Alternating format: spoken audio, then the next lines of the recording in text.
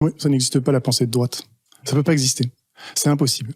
On peut être de droite et être un architecte, on peut être de droite et être et comment est-ce qu'on pourrait dire, être un physicien. Mais dans la science sociale, c'est impossible d'être de droite et de penser.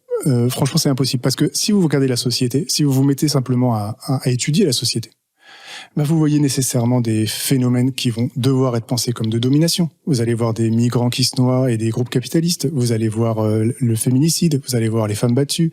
Vous allez voir l'homophobie. Vous allez voir aussi les luttes de libération. Vous allez voir la surreprésentation massive des Noirs et des Arabes dans l'appareil carcéral. Vous allez voir le rapport au vote. Donc vous allez voir des phénomènes objectifs de domination, d'exploitation, de prédation, d'injustice qui sont comme patents. Et si vous étudiez pas ça, de quoi vous parlez ?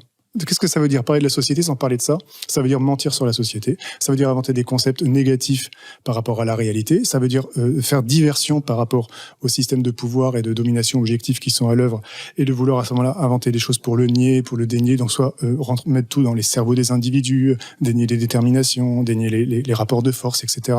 Donc faire de la psychologie comportementale, etc.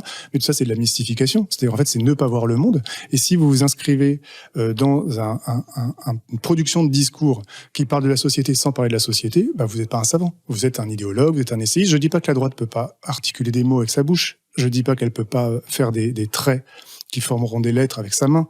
Je dis que ce qu'elle produira, ça ne sera pas de la pensée. Parce que la pensée, ça suppose d'être dans un registre de l'objectivation de la réalité. Et la réalité, c'est la domination. Et c'est les systèmes de domination et les systèmes d'exploitation.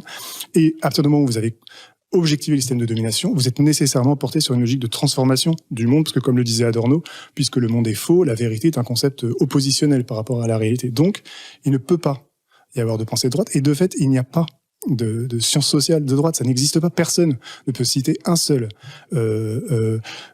philosophe, intellectuel, sociologue de droite. Ça n'existe pas. Qui a fait une œuvre et qui a produit des concepts importants. Ça n'existe pas. Comment tu définirais alors, par exemple, je sais pas, moi, je vais prendre des gens totalement dans un spectre différent, mais je sais pas, un type comme Bernanos ou Schmitt ou Spengler qui est très à la mode dans une certaine droite. Oui, à droite, bien sûr, c'est des idéologues de droite, mais moi ça ne me concerne pas. Tu les mets pas dans une catégorie. C'est un romancier, c'est un peu différent, c'est des romans, c'est un peu différent, c'est pas de la science sociale, c'est pas de la pensée, et on peut sans doute être un romancier de droite. Tu parlais de Bernanos ? Oui. La France contre les robots, c'est pas mal en termes de... On peut ne pas être d'accord, mais il y a une pensée. Moi, on peut avoir des... Je sais pas comment... Déjà, c'est la question de la critique de la technique et tout. Moi, ça m'a toujours semblé être un grand thème réactionnaire de toute façon. Mais c'est vrai. Mais je maintiens ce que j'ai dit.